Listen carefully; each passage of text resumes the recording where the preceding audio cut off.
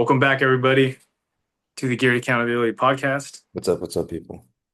We're going to be going over section two and how it relates to our lives and hold ourselves accountable to this week. And last week we talked about how we focused on the me, which is personal justice, personal accountability. And now we're going on to another perspective of the we, which is involves people and being around people. Yeah. Yeah. So, Cody, I gotta ask, man, when has doing the right thing actually made your life harder? That's a good question, Alec. And it's every time, actually. Every time I'm doing the right thing, it always makes my life harder. Being honest is probably the hardest thing that someone can do. You think about it. If you lie to manipulate a situation so that you can gain control in the short term, you're going to get met with information that was meant to help you. And what I mean by that is that when you're actually truthful and you have strong integrity, you're going to be met with some type of resistance. And this resistance is going to give you information that you can use to then better your life or better who you are or fix certain problems of yourself. But if you lie, then you're getting incorrect information. It's telling you, hey, you should probably fix X, Y, and Z, but you manipulate the situation to fit your own narrative that you wanted. And and so it's like a cop out. You don't have to fix anything because, oh, that's just a lie. I don't, that's not really me. I don't really have to fix something. And so anytime I'm truthful, anytime I'm honest, which is all the time, or at least I try to be honest all the time, um, it's always an ego battle internally for Right. myself, anyways, having to fix that situation. Yeah, it's true. Can you give me an example, like how that interaction has met you? Anytime I'm wrong and admitting that I'm wrong, Mm. I realize that what I'm doing isn't helping Mm. and getting called out for it. Like, hey, bro, this is not working. And realizing I can either lie and say, well, it is because XYZ, you just gotta think about it, or and just taking accountability and realizing, you know what, maybe I am wrong. Yeah. That is probably the hardest thing for me. Uh, Yeah. I do it, but it's hard because it doesn't feel good. And I don't think anybody that admits that they're wrong likes to do it, like as if it's like some Yeah. perverted thing that they like to admit that they're wrong all the time. But it's a needed thing. It's a needed thing for leaders to be better. And I'm curious if you had a similar situation when it comes to when you had to do the right thing, even though it was going to make your life harder. Yeah. I'm looking back at my life. I mean, I could always go back to fitness coaching.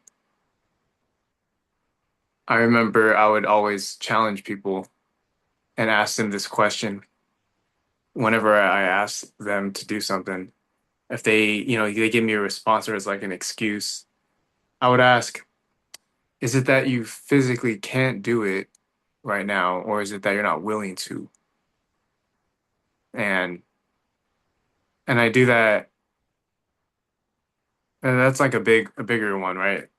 I do that because it's true. Sometimes the things that people need to be redirected about whether they can actually do something or not. So I feel that that was the right thing to do. And yeah, that's going to make it's going to make my life harder because it's pushing resistance on somebody. But I have to come from a place of understanding, right? Yeah. Yeah, that's actually pretty interesting, man. When having to do the right thing and you're saying that the right thing for you is to ask him the hard question, basically. Yeah. So I'm curious, you've coached a lot of people, and you've been in the fitness game for a while. Is there any situation that you've experienced where not just telling someone the hard thing, but for you yourself, accepting something that was difficult, Yeah. knowing that stepping into that was right and it wasn't going to feel good? Do you have an example of that? Yeah. Um, when so there's this concept of tracking your macros. It's one of the hardest things that I've ever had to coach because we're trying to change people's behaviors, right? And what I learned from that is well what happened was I would tell them to, track their macros, make sure you hit these KPIs every day. And that's like the whole game of nutrition and getting your result. So the hard part was being the ass, being the guy who's always on them. Being the And ass, yeah, being the ass, being the cheeks. being the cheeks, being the guy that's like really annoying, but I have to be. Sorry, you know, like I have to be because that's your goal. And if I don't do anything, then you're not gonna get your goal. But I have to explain, you know. So that's one example. Yeah. You know, a lesson that I kind of got from doing the right thing over and over again, regardless of how uncomfortable I feel, was it always made me better. Mhm. It built me, made me a better leader, better husband, better friend, because I was able to look at myself in the mirror Yeah, and still accept I have to do the right thing no matter what. yeah. Still my responsibility. Like I'll take it. Yeah, Yeah. it's always good after that. I mean, one example was yesterday. Like my brother was hanging out with me and he just fell asleep, and I was like, "Yo, you gotta brush your teeth, bro." I was like, "No, you gotta brush your teeth," because he's going through some like surgery issues right now with his canines and his teeth. And I was like, "Dude, your health is so important." And he was like hella mad at me because he's sleepy. I'm like, "I understand you're sleepy, but you got to do this." So he went out and did it. A little small example, but you know, if you know it's the right thing right now, just go ahead and do it. Yeah. You'll be better after, and they'll thank you after it. And I also think people reveal their own character when other people are involved. Yeah,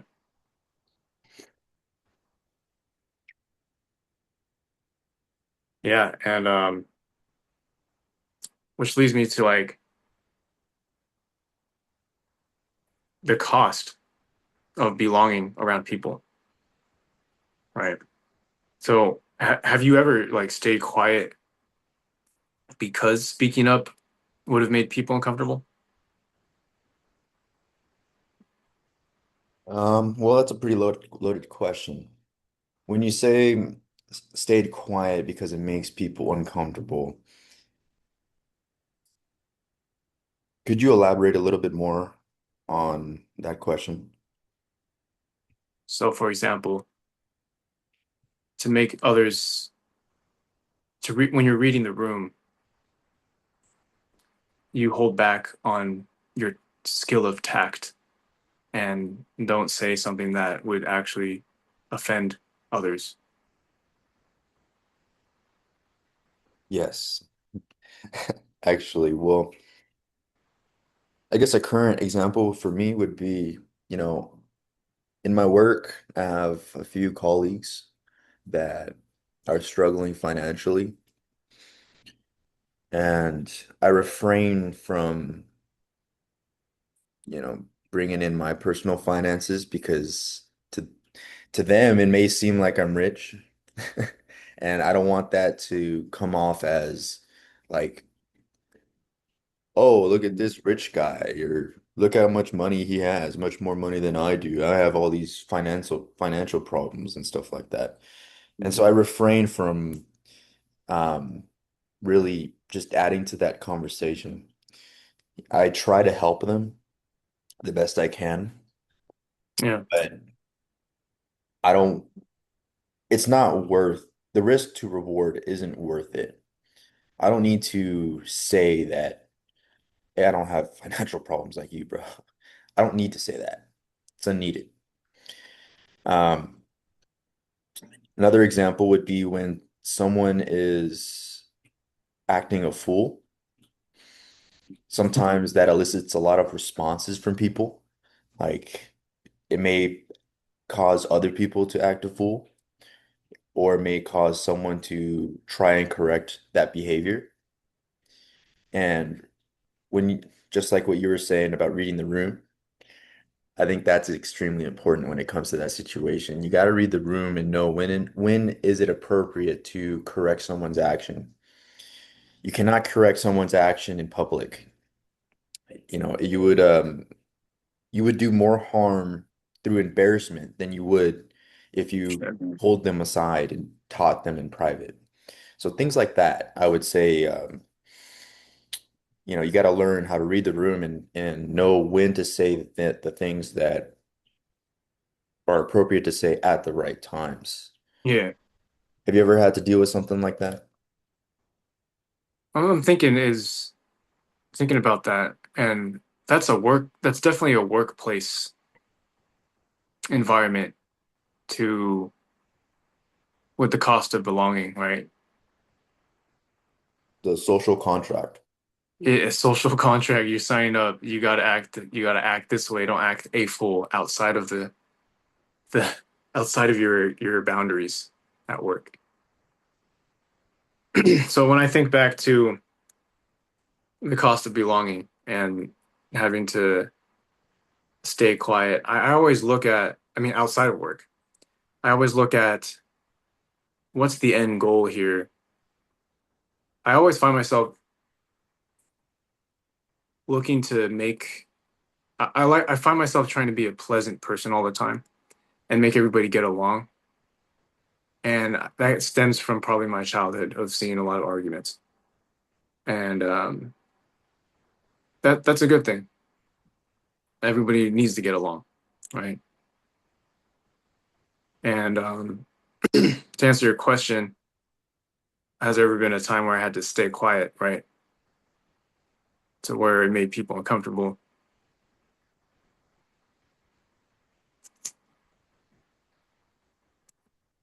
I don't know. I'm trying to think.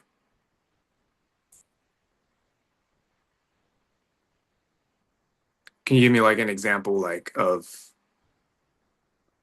Yeah, I'll give you the contrary.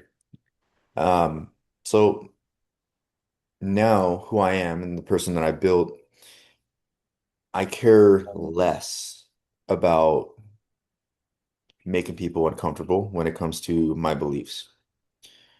If I believe in something to be true, and if I'm asked for either for advice or I'm in a social setting where I don't necessarily have to confine to workplace policies and compliances, then I don't care if my beliefs make someone uncomfortable because that's my beliefs. And so staying quiet wouldn't play a role yeah. in those type of situations. Oh, okay, I can give you a good example is my content. My content when I'm speaking out to people. You got to stand for something. I live in this world where I see a lot of unhealthy people, and that's going to make a lot of people uncomfortable with my content of calling people out that they're not this, they're not that, and there's a level of extremity to it. You can be very aggressive with it, or you can be not so aggressive where it's still coming off, and you're still giving your point across. So that's one example for me. I can't stay quiet about it. I can't stay quiet about people being unhealthy. And it always comes with a social cost. There's a lot of people that are turned off or they unfollow and that's just the game. If you're not willing to take the heat in the kitchen and stay out of the kitchen, that's kind of how it works. When you stand up for something, you're gonna have people who are turned off from it. So, but that's Yeah. still the truth. I guess what I learned from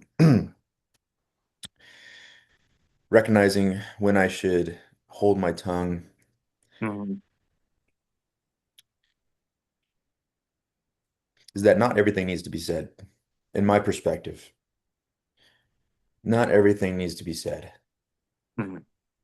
And that has helped me a lot with irrational frustrations. That we can't change anybody. We can alter and influence, and that's about it. But we can't physically change someone. Mhm. That person has to change someone. And so the That's true. perspective that I take in my content is being a sort of role model and inspiration and setting the standard. Um, I want to be the person, and I'm working towards this as I go, but I want to be the leader that someone could look at my page and realize, okay, hey, this dude is doing it and he sounds supportive. I Mhm. think I can gain some lessons and some ideas that I can put in my own life. But belonging is belonging is so comfortable. Yeah, yeah, it is. Yeah, I think we all struggle with that as you and I as content creators, as leaders, as yeah, I agree. So segueing to my question to you, man, is what leadership habit do you practice before anyone asks you to? I'm looking back to when I was 10 years old, when I was a senior patrol leader in my Boy Scouts um group, and I just remember I was always hanging out with the people who were above me, who were I always wanted just to be better. And I remember I would always just do more and just do the right thing as much as I can. And that always separated me from the younger guys all the time. I remember just I was never a friend.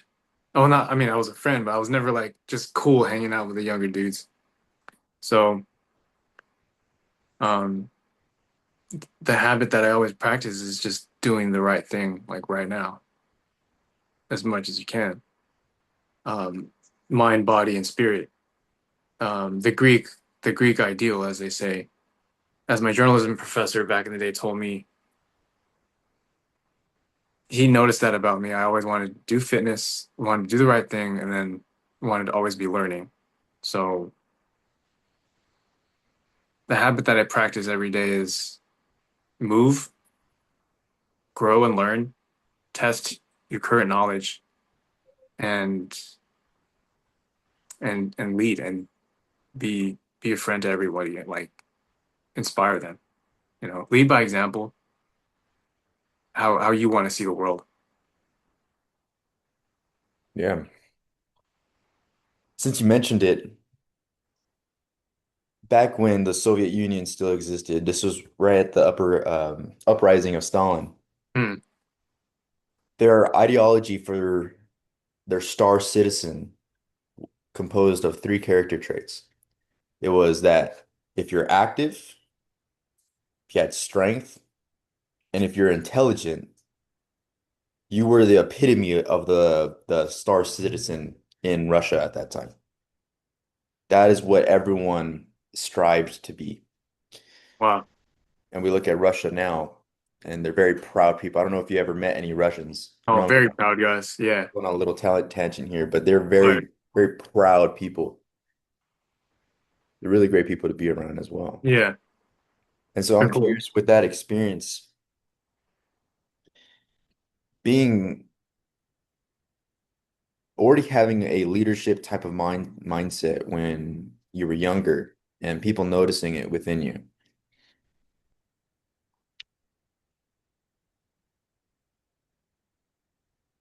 W- What can you give to someone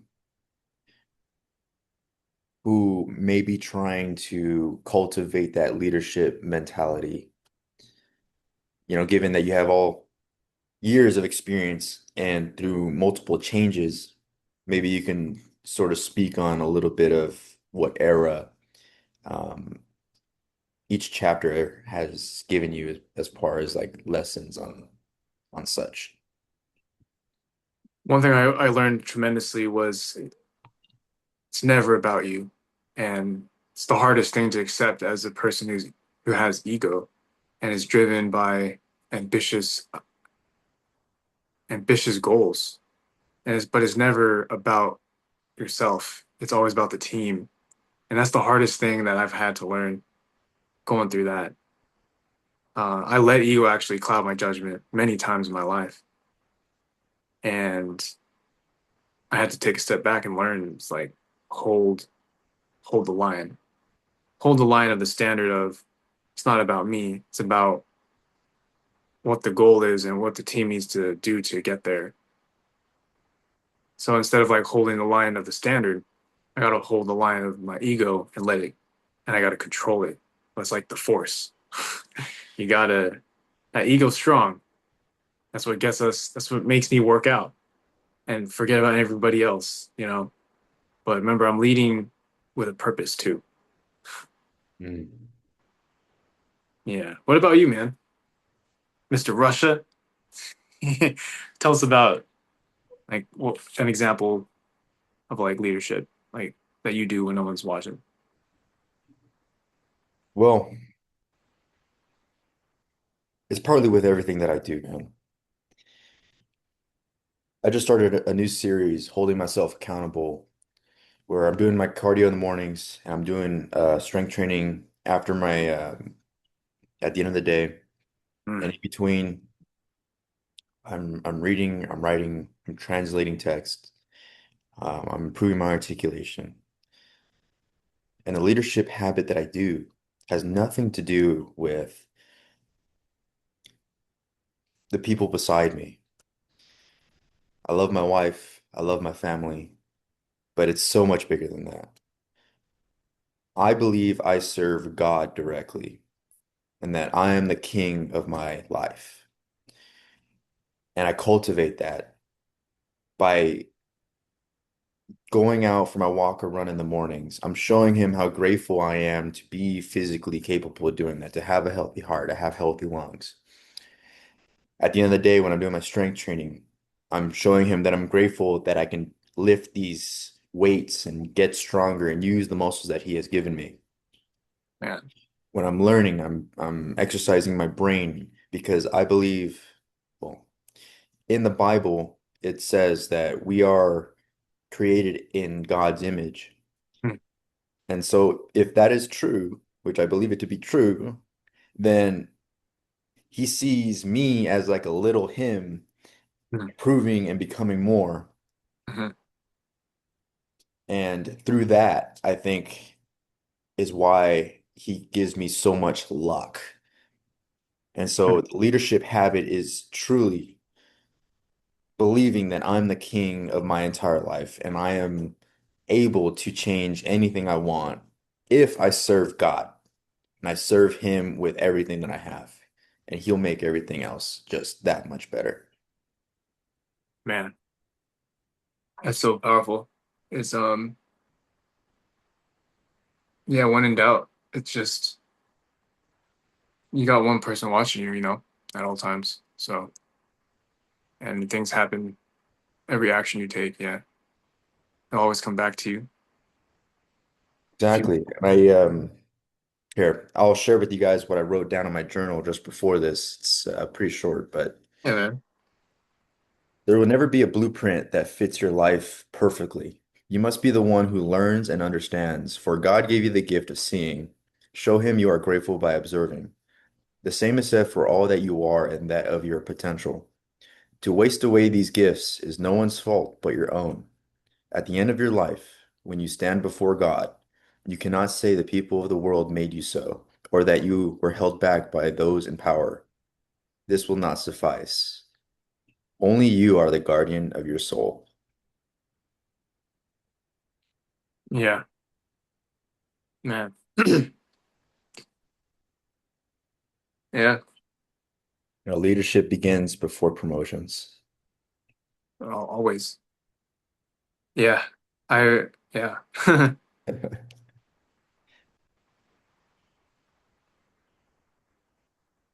With that, man, I mean, comes leadership before promotions, courage under social pressure. One Hmm. of the first books we read in this Stoic series was Courage. Courage is calling, and social pressure is everywhere. In this day and age, 2026, if you're a creator, get ready to stay in the kitchen. It's going to get hot. Comments are going to be flying, and you're going to read them, or you're going to stand on something, and people may tell you otherwise. It's a great place to be. We're all socially connected. And with that comes courage to keep standing for what you believe in. So, but there are times in your life where you're going to make shortcuts. Everyone's going to make a shortcut to do the long game. So, what are shortcuts? Where are shortcuts most tempting, specifically in your life right now?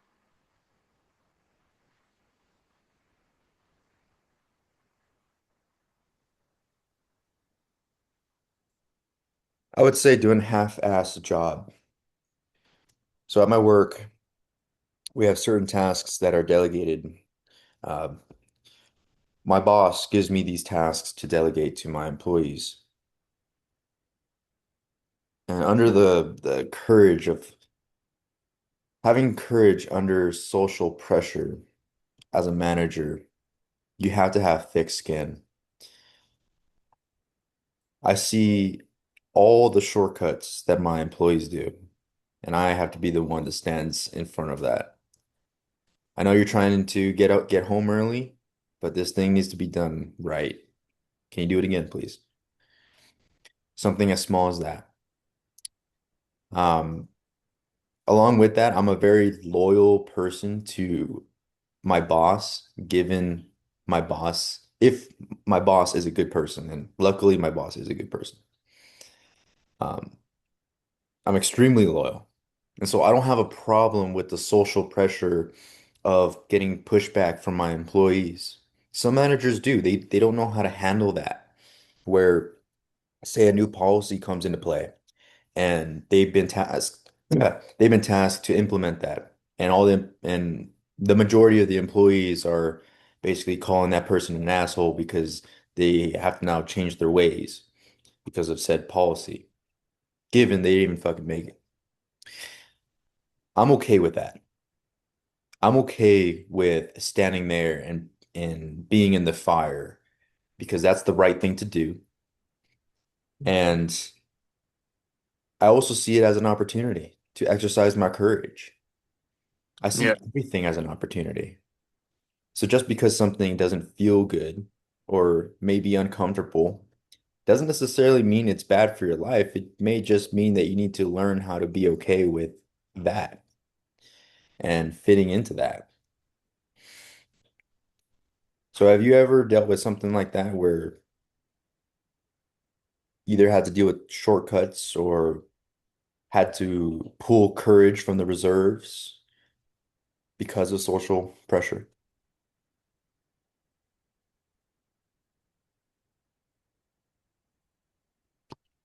I'm thinking from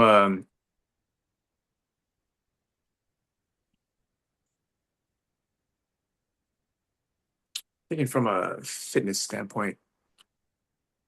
There's a lot of shortcuts that you can take when you're trying to accomplish a goal. And I say this because this is like one of the hardest things for people, and I want the audience to remember that when you're on a fitness journey, it's very tempting to do shortcuts. Take the shortcut instead of doing the long game. And it all comes back down to what's your goal and how important is it to you? Do you feel that do you feel that fitness should be the most important goal in a person's life or like health? Or are there times where it's not health is not important? No, not at all. I think health and fitness go hand in hand. Really? Okay. When Yeah. there's an old saying that says everyone wants everything, but a sick man only wants one thing. That's to be healthy. Okay. I And agree. I speak from experience. I've had situations where I couldn't walk for 3 days, and I didn't care about YouTube. I didn't care about money. Wow. I didn't care about what was going on in the world. All I wanted was the ability to walk again. That was all. And to answer your question, I think health and fitness are hand on hand, and they're equally important and should be, I believe, should be everyone's priority. Yeah, man. I agree. And so I see this all the time and it's like a tragedy. I see it. It's the shortcuts in life, in health, they're always taken. And I see it in my peer groups at work sometimes. We're just walking, just hanging around. That's why I don't really hang out with like too many people, just like the main people. And because environment is very important to me in cultivating a healthy lifestyle. So shortcuts happen everywhere in health and fitness and your goal. The shortcut of giving in to eating too much or eating too less or not, the shortcut of not wanting to learn about or educate yourself on health and fitness, or the shortcut of giving up. It's very easy to just give up. It's the shortcut. Or the shortcut of, oh, I'll just catch up on it tomorrow for your health and fitness goals. It's everywhere. So temptation's everywhere, man. Which leads back to discipline is destiny, right? The book. Yeah. If you want freedom, you gotta be disciplined, you know? And to complement what you're, a couple of the examples that you were just saying, the temptation for me when I'm in the gym, given I've been working out for 8 years, it doesn't really go away. I just get better at battling it. Yeah. But let's say I'm doing a bench press. The temptation to just go through the motions and not have full intention of like gripping the bar, act as if I'm crushing it. Mind to muscle connection, going slower on the eccentrics, faster and exploding on the top. Oh yeah. The temptation to just go through the motions and just say that I did it Yeah. are still there, man. And I battle them every day. Yeah, What same. keeps Yeah. me, what keeps me at my standard is the fact that if I just go through the emotions in the gym, it might as well just be a waste of a gym day because I didn't really do shit. Yeah. The intention. And not only that, you can get injured. I have a great example of bench pressing going through the motions. I was going through a difficult stage in my mindset last year, with the unfortunate news about my mother. And I was going through the motions of just bench pressing and it slipped. And you know what happens when you go through the motions? Possible injury. So I got injured for like 8 weeks. And I really wanted to get better at that failure point. So what I did was I made another challenge for myself. I started doing this push-up challenge. So now my chest, I'm at a point where like I don't really have a chest injury. Now it's like I can do like X amount of push-ups in X amount of time, and I wanted to sharpen the axe in that injury area. So, I got a challenge for you, bro. So you've been doing a lot of push-ups. So uh, yeah, about I think it was a year and a half ago, I was training physically so I can become a cop, and I did 80 push-ups in 1 minute. 80 push-ups in 1 minute. have a No fuck. cheating, Wait, what? Is no half push-ups. that like two? At one point, you're doing like two in a second. Yep, yep. No half push-ups either. Just full push-ups, Know what bro. the cops got to do? Well, no, their standard is like 50. Oh, 50 in a minute. You want to do as many as you can, but the minimum is 50. Oh, 50 like just flat. Yeah, you got 1 minute and you got to do as many as you can. Oh, okay. Yeah, I can do that. Yeah. yeah. Well, That's your challenge, bro. 80, got to beat that. but that's a little higher. Yeah, that's like okay. Now you're pushing into the territory of rest, no rest breaks, Nope. and at some point you got to do two in a minute or two in a second, and you got to calculate where you're going to do that in the beginning or at the end. It's like I know I'm thinking this is a good Here's challenge. Yeah. here's a tip that kind of helped me. I did it all military push-ups. That What's felt that mean?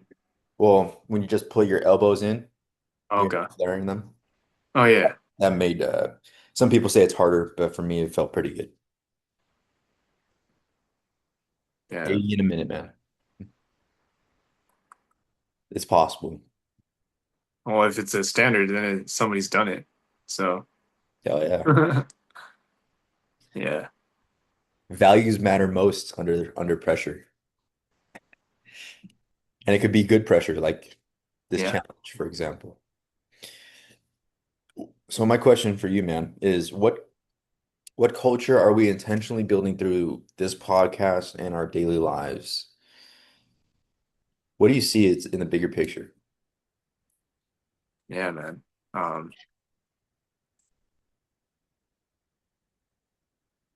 when I think about an audience member who's showing up to this podcast,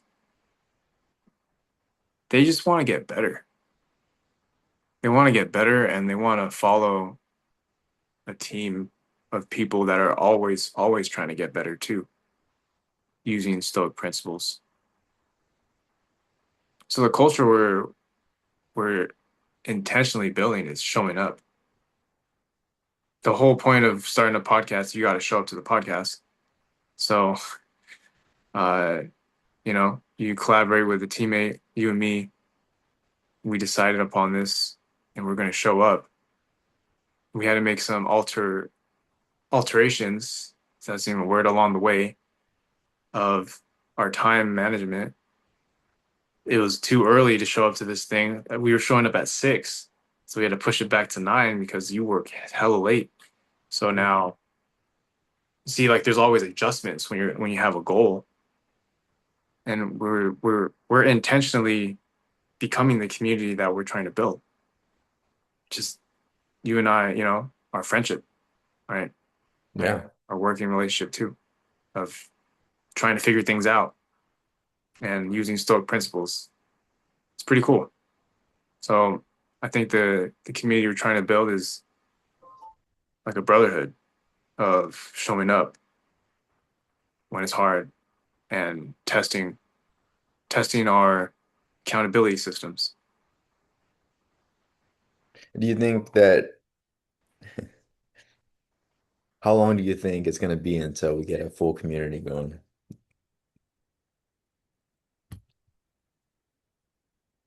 I think we need. I think I was talking to my brother about about YouTube, like the how YouTube works, and he said titles and clickbait are like 1,000% the only thing that works with getting traction. So Okay. basically, I remember when our titles weren't good, so we changed the titles and it got a little bit better. So now I'm thinking to build traction, we have to create a click, something that's interesting from our conversation and make it clicking. Like I'm gonna click on that. And then once that happens, once we build more traction,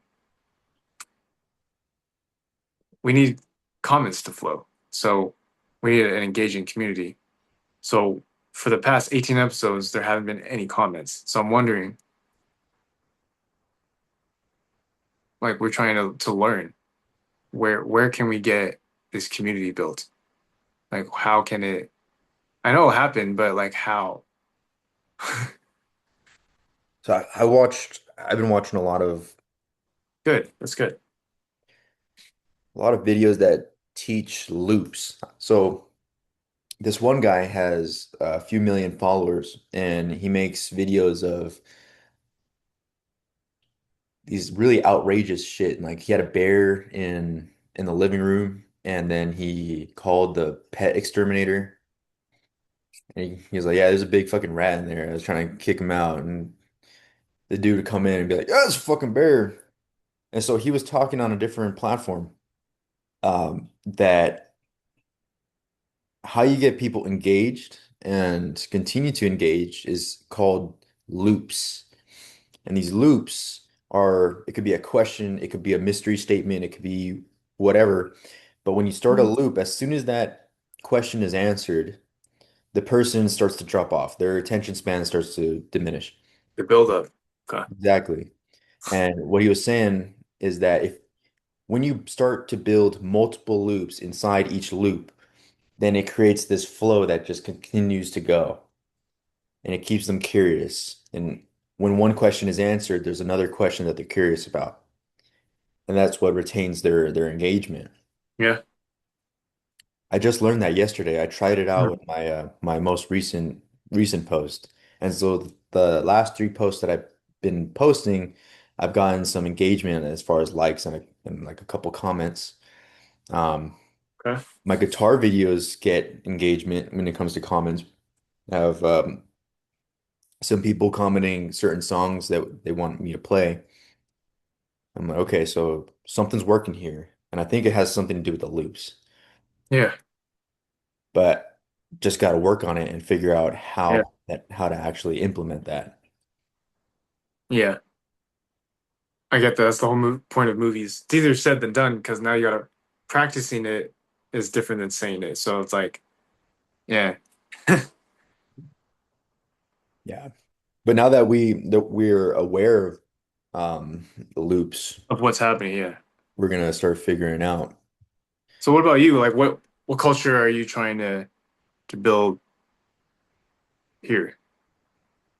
I want, okay, so big picture, I want people to know that anything and everything is possible. But it takes work, it takes determination. No matter how many things that you are doing in your life, I want to be the role model to pin against and say, okay, yeah, I have a wife, I have kids, I have this and this and this and this.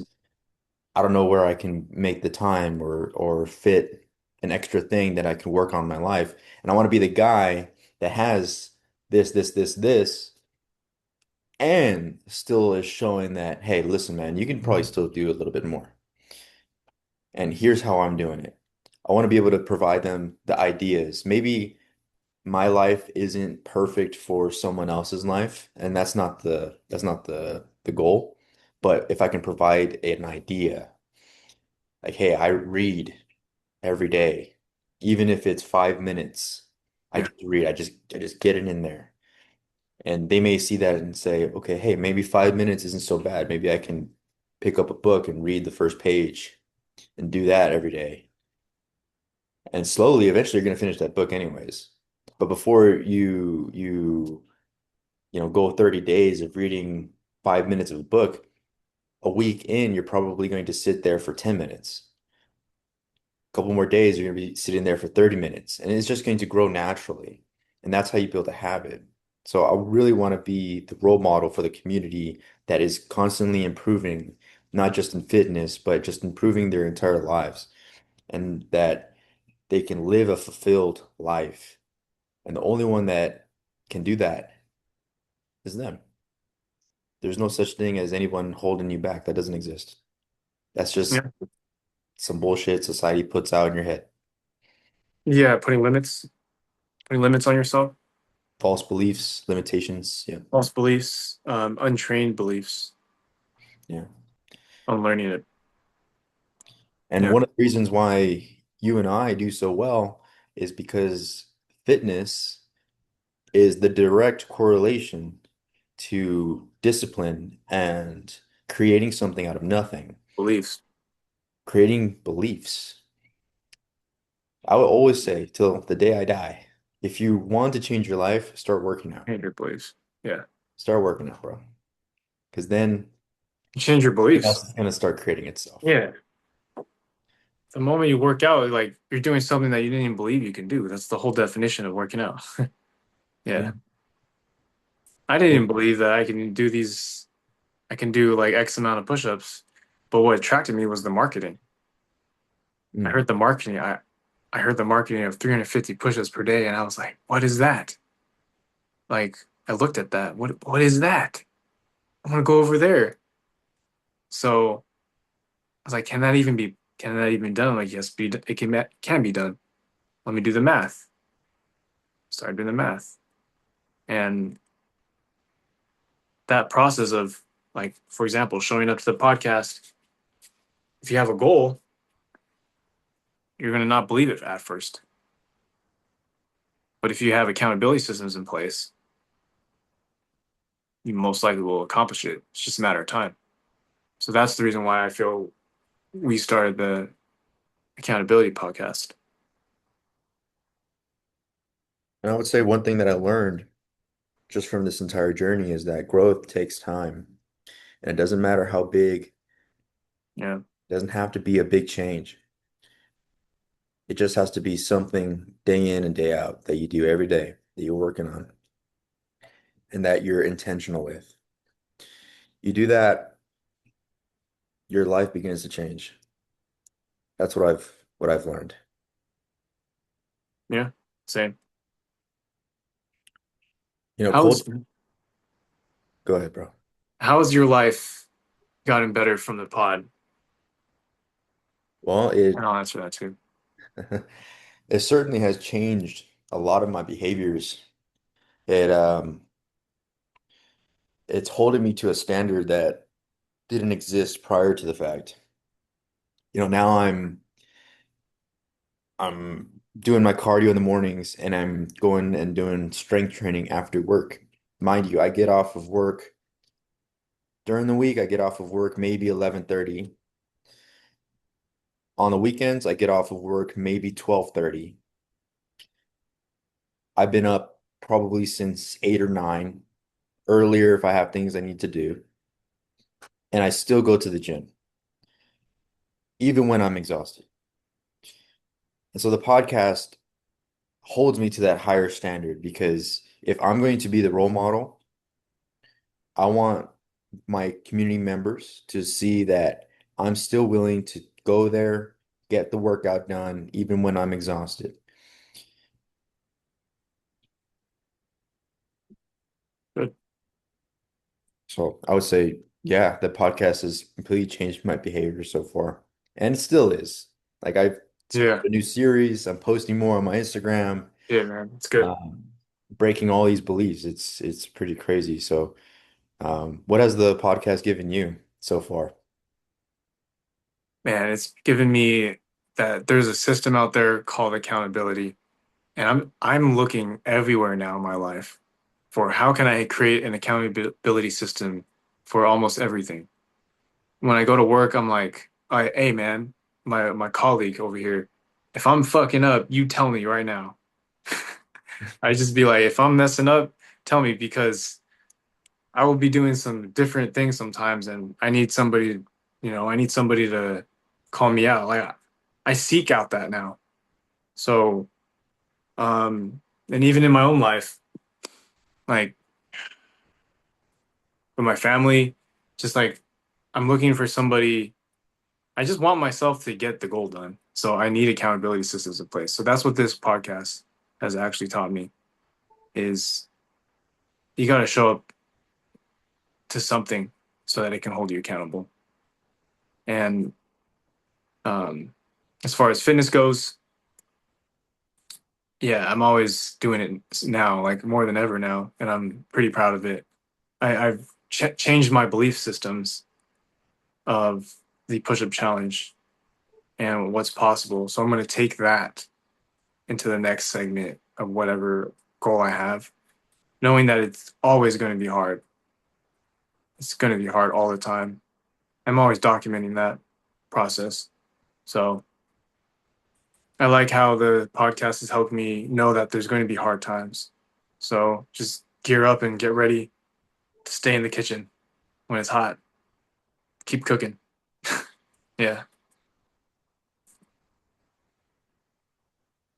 It's gonna get everything gets better Yeah. over time.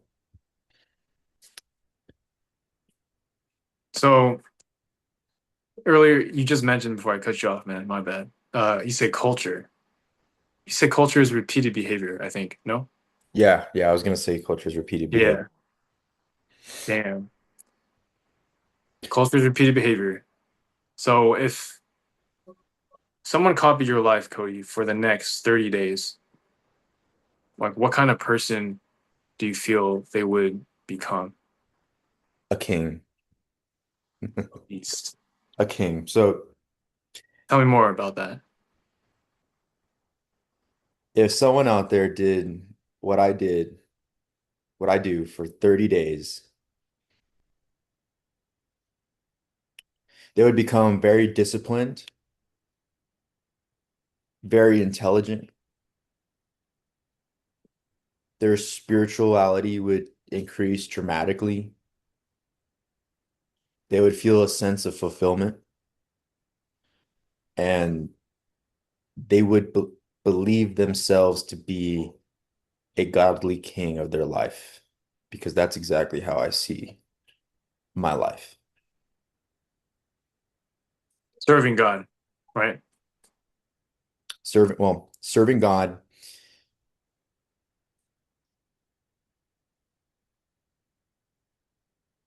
So the bigger picture is that because I serve God and I do all these things that I do, it fulfills my life in a way that a king can only feel. Once you That's start believing that you're a king, or for the ladies out there, if you're a queen, you start to move throughout the world like as if you control the entire world. And even when things don't go your way, you sort of put it up to God and say, this was a lesson. supposed to happen. This is meant to happen. This is still in my control. Therefore, I'm gaining a lesson out of this. Yeah, If somebody copied your 30 days, Alec, what type of person would they become? damn. They build their chest for sure. Um, if you copy my lifestyle for 30 days, you'd be a highly driven motherfucker, dude. You would get your fucking fitness goals accomplished in 30 days, and you would do something that you don't even think is possible. Um, I live this very militaristic, structured, regimented lifestyle of tracking my macros, right? Of going to the gym, challenging myself, and just like you, especially when you're tired, you have to, you gotta be fucking highly driven to accomplish this shit. It's gonna be hard. I tell you, it will be hard, but it's who you become outside of it. So in 30 days, if you committed to the Alec Murillo fitness program, if you committed to learning the Stoic principles, right, every day, reading these books, yeah, man, you're gonna inspire a lot of people, and now it's gonna be like your responsibility to lead the world. You're making an imprint in the world. If you follow for 30 days, you have to make an imprint in this universe because there's all under God's image, though, right? You're the messenger. You have to be like that messenger of what the whole purpose of this whole thing is. There's unhealthy people out there that need help. There's people that need guidance. And in order to be that, you have to be the example. So it'll be hard. but it's all gonna be worth it. You know, it's all gonna be worth it. So, Be a king. Be the king big that you thing, are. man. Be like King Baldwin the Fourth. Yeah.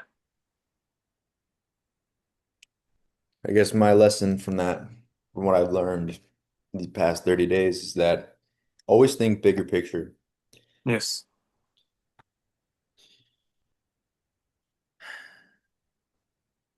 I don't know if you experience this or if you look at your page the same way, but having posted these videos and just taking a step back and looking at my page, I can sort of see it much bigger than what it is now. I have this vision and I have this vision of the page of what it looks like just from the little pieces of content that I posted. I'm like, dude, this is the start of something huge. There you go.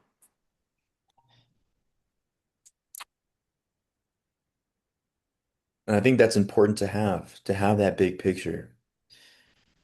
I don't think about it all the time, man. But when I do think about it, man, does it give me so much inspiration.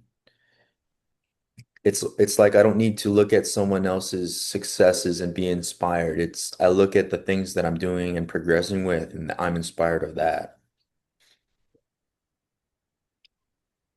Yeah, dude, you're painting your canvas. Yeah. Your canvas is blank. So whenever you can, for anyone improving their lives, take a little step back and look at the bigger picture of everything and where you see yourself going. Yeah. And allow that to fuel you with energy. Yeah. That moment you wake up, man, it's like the world is your blank canvas. Just design it. Start And designing it. Pen and paper. now you're the only one that can change your story. You're the only one with a pen in hand. Yeah. Yeah. Yeah. So what can we end off with these guys watching this?